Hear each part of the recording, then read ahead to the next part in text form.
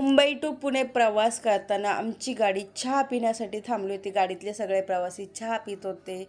मी देखील चहा घेतला आणि समोरच आपले छत्रपती शिवाजी महाराजांचा पुतळा जो अश्वावरती स्वार आहे. मस्त राजांचं दर्शन घेतलं आणि खालापूरकरांचे जेवढे पण आभार मानावे तेवढे कमीच आहे बरं का. इकडं आपला लोणावळा खंडाळा घाट चालू झाला आणि हे बघा दृश्य किती सुंदर दिसतंय. खाली जर आपण गाडीतून बघितलं तर पूर्ण मुंबईचं दर्शन होते. मला असं वाटलं की आता चला माकडं दिसतील, पण माकडं काही दिसली नाही.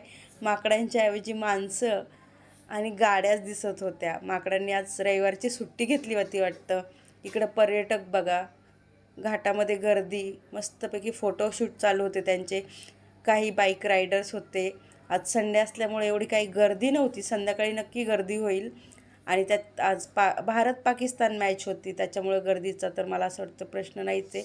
लोणावळ्यामध्ये ह्या चौकात नेहमीच गर्दी असते. इकडे मी घरच्यांच्यासाठी चिक्की घेतली, घरचे पण खुश होणार.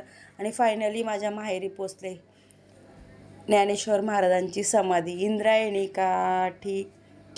आणि हा ब्रिज बघा, इथं नेहमी आम्ही शाळेत सुट्टी असली ना की यायचो. आणि शाळेला सुट्टी पण आम्हाला नदीला पाणी आलं, नदीला पूर आला की आम्हाला शाळेला सुट्टी मिळायची.